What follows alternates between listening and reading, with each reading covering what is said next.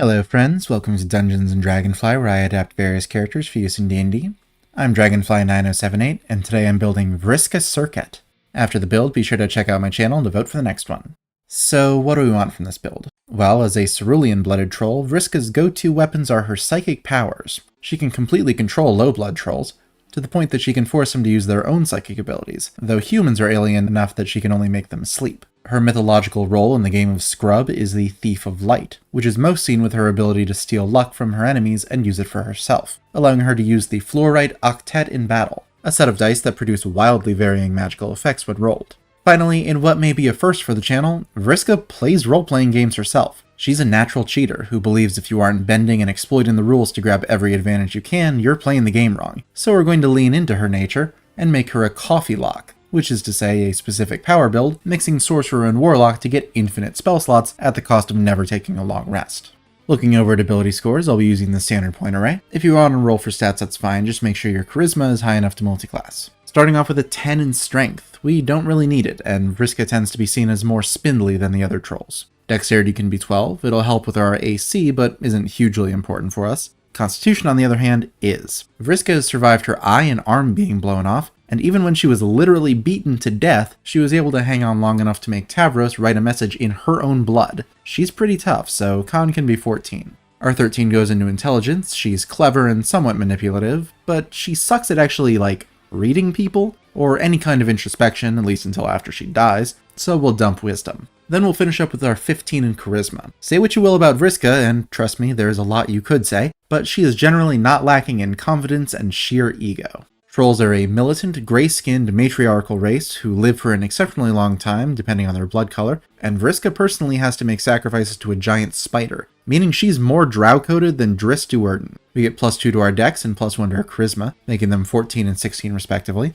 We have keen senses, so we're proficient in perception, and our superior dark vision reaches out to 120 feet. Unfortunately, we are sensitive to the harsh Alternian sun, so if we try to perceive or attack something while we or our target is in direct sunlight, we do so with disadvantage. That said, one could argue that the Alternian sun is much stronger than other suns, so while we're sensitive to our native sun, the weaker human sun doesn't affect us. Who knows? Maybe your DM will go for it. Our Fey ancestry means we have advantage on saves against being charmed by other ceruleans, and we can't be put to sleep by magic. Elves don't actually need to sleep, since we can go into a meditative trance for 4 hours to get the same benefit a human would get from 8 hours of sleep. All drow get some weapon training, so we get proficiency with rapiers, short swords, and hand crossbows, all very fitting for an aspiring petticoat seagrift. And we get some drow magic. We learn dancing lights, then we get fairy fire at 3rd level and darkness at 5th, both of which we can cast once per long rest without a spell slot. So for our background, we've got a couple of options.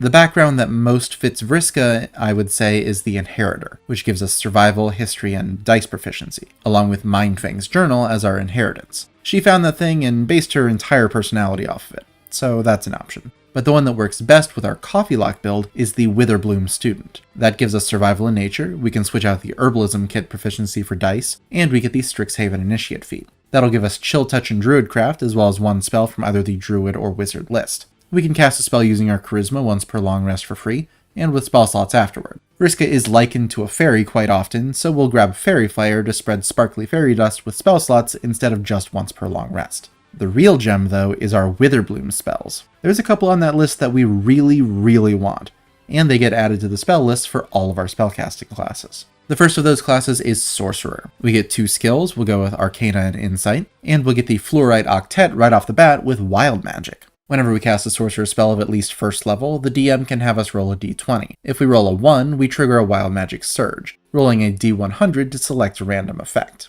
Quick PSA for DMs, if someone wants to use the subclass and you allow them to use the subclass, just let them make the d20 roll after every spell. It's the whole point. If you aren't going to let them make the rolls, they might as well just pick a different subclass. We also get Tides of Chaos, which lets us get advantage on 1 attack, ability check, or save per long rest. Now, we aren't going to be long resting, but if we've already expended our 1 use, the DM can have us trigger a surge after we cast a leveled spell to let us use this again. For spells, we'll take Message and Light, then Mind Sliver for a little psychic attack, and Friends for some telepathic manipulation. Charm Person is similar, charming a humanoid who fails a wisdom save, though Vriska isn't exactly subtle, so they do know that we use magic on them. And Sleep can put 5d8 HP worth of creatures within 20 feet of a point we choose to sleep.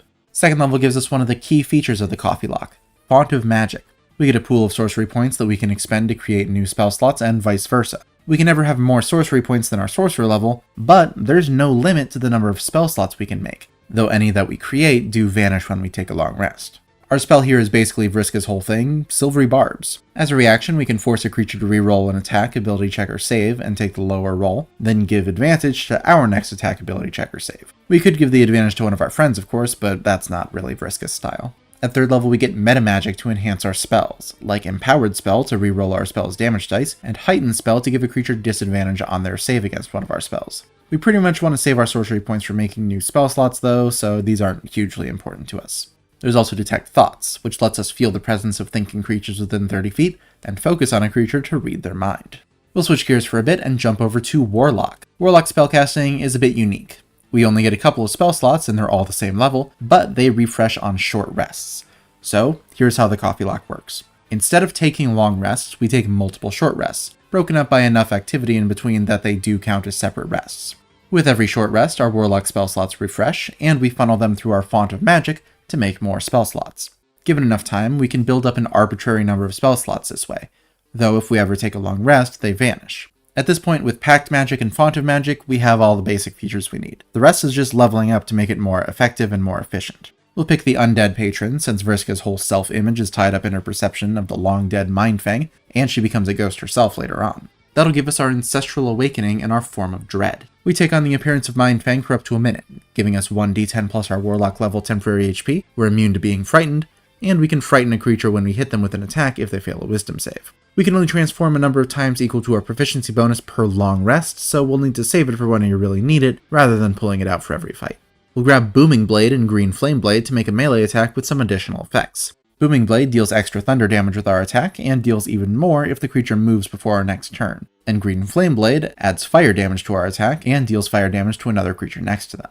Sense Emotion can work like Detect Thoughts to feel the emotions of nearby humanoids, and Puppet can control a humanoid and force them to move up to their speed in the direction of our choice if they fail a Constitution save. Our first Eldritch Invocation is Armor of Shadows, so we can cast Mage Armor on ourself at will, making our AC 13 plus our Dex. Then one of the big weaknesses of coffee locks is their limited healing, since without long resting we don't heal, and we can't replenish our hit dice to use for healing on short rests. Our answer to this lies on the Witherbloom spell list, as it gives us access to Cure Wounds, so we can just heal with our short rest spell slots. For our Pact boon, we'll grab the Pact of the Blade, since Mindfang left us the Octet. That'll let us summon a weapon and use it with proficiency. We can already use rapiers, but Vriska's sword looks more slashy than piercy, so we can make it a scimitar or even a longsword. Then improved Pact weapon gives it a +1 modifier and makes it a spellcasting focus. We'll bump our Constitution to 16 to get more HP and better Constitution saves to stave off the other big enemy of coffee locks, exhaustion. Then grab Suggestion to suggest a course of action to an enemy for some rudimentary mind control. Our last invocation is Eldritch Smite, which lets us burn a Warlock spell slot when we hit with our Pact weapon to deal an additional 4d8 force damage and knock the target prone if it's huge or smaller. That does use exclusively the Warlock spell slots, so we'll save those for that and use our Sorcerer or Created slots for Counterspell to gank an enemy's luck and fizzle their spell. At 6th level, we become a ghost ourselves with Grave Touched. We don't need to eat, drink, or breathe anymore, and once per turn we can change the damage of one of our attacks to Necrotic. Plus, if we're in our Form of Dread at the time, we can roll an additional damage die. That's pretty much everything we wanted from Warlocks. We'll go back to Sorcerer to finish out the build. Starting off with the 4th level of Sorcerer for Lucky. Up to 3 times per long rest, we can reroll an attack, ability check, or save, or force an enemy to reroll an attack they make against us, then we choose which roll goes through. It is restricted to our long rests, which is unfortunate, but it's too on theme not to take. If you don't want it, just boost Constitution again instead.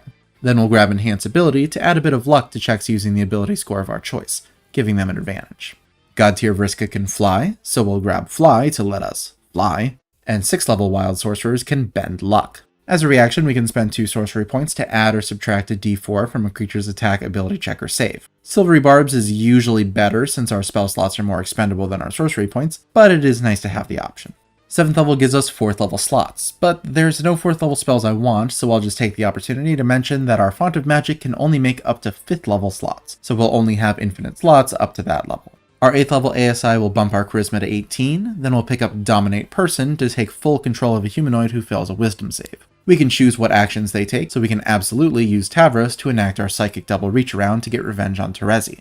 We get one more meta magic at 10th level. Seeking Spell lets us reroll a spell attack roll. But more importantly, we can finally do away with exhaustion and bring our build completely online by transitioning from Coffee Lock to Cocaine Lock, by picking up Greater Restoration from the Witherbloom list. At the low cost of 100 GP worth of Diamond Dust per cast, we can reduce our exhaustion level with one of our infinite spell slots and never need to sleep again. Coming into the home stretch here, Mass Suggestion is like regular Suggestion, but applied to up to 12 people, to build our very own mini Ghost Army. Then True Seeing can approximate our Vision 8-fold, giving us True Sight and the ability to see into the ethereal plane out to 120 feet. With our last ASI, we'll cap off our Charisma, then put it to good use by bringing out our God tier pajamas with Tasha's Otherworldly Guise. That gives us a 40-foot flying speed, +2 AC, and either immunity to fire, poison, and being poisoned, or radiant necrotic and being charmed. Our weapon attacks also use our Charisma instead of our Strength or Dex, and we can attack twice with the attack action. Our capstone is the 14th level of Wild Magic Sorcerer for Controlled Chaos. Whenever we roll on the Wild Surge table, we roll the die twice and choose which of the two results we want to happen. Now that the build is complete, let's take a look and see what we have done. Well, infinite spell slots is pretty good, and the main things we'll be using them on are Silvery Barbs and Counterspell, so we can shut down pretty much anything our enemies try to do. Not to mention, Dominate Person can be a fight-ending spell, and we can just keep throwing them out. Even losing concentration isn't really a problem since we don't have to worry about spell slots. Another thing to keep in mind, each of those infinite spells we cast has the chance to trigger a Wild Magic Surge. That can be a good or bad thing, but if you're playing this build, you likely want to surge often, so we'll go with good. We can also practically guarantee that we have advantage on any attacks or ability checks we make, thanks to a combination of Tides of Chaos, Silvery Barbs, and Enhance Ability. For downsides, actually building up infinite spell slots takes a little bit and involves a lot of bookkeeping. At 20th level, we get 2 3rd level Warlock slots per short rest, which means 6 sorcery points or 3 if we have to spend a slot on Cure Wounds or something. 6 sorcery points can be turned into 1 4th level slot or 2 2nd level slots, 3 1st level slots, or 1 3rd level slot with a point left over. Across 2 short rests, we get 12, so we can make a 3rd level slot and a 5th level slot. Say we can get 6 short rests while everyone else is long resting, with 20 minutes of activity between each one, like training, prepping supplies, standing watch, that sort of thing. That's 36 points, figure 7 go into a 5th level slot for Greater Restoration, leaving 29 to be divvied up, which can be 14 first levels with 1 point left over, 9 second levels with 2 points left, 5 third levels with 4 left, 4 fourth levels with 5 left, or 4 fifth levels with 1 left over, or some combination of those. You get the point. It's a lot to keep track of, so if you don't want to tend to all the irons you'll have in the fire, this might not be the right build for you. Another big weakness is that it's heavily dependent on the DM. Tides of Chaos and Wild Magic Surge only happen when the DM allows, and the number and length of short rests you get are mandated by the DM as well. There are any number of arguments as to whether you can take multiple short rests in a row, so you can take 8 1-hour short rests back to back to back while other people are long resting, or if they need to be separated by a certain amount of time, it just goes on and on. Personally, I think separating them makes more sense and is more justifiable than having them all back to back, but that might just be me. More to the point, some DMs will just ban coffee locks from their games outright, either because they think they're overpowered or just don't want to deal with them. They're perfectly within their rights to do so if you want to play this build, make sure you're A, ready for math, and B, make sure to discuss with your DM first, both the coffee lock thing and the Wild Magic Surges. One house rule I've enjoyed for Wild Magic is to roll the d20 after every spell, and every time it doesn't trigger, the threshold for triggering goes up. So on the next spell, it'll trigger if they roll a 2 or lower, then 3 or lower, etc. Then once a surge happens, it drops back down to 1. Of course, the character I did that with didn't have unlimited spell slots, so maybe keeping it as a 1 in 20 chance for Vriska is just fine.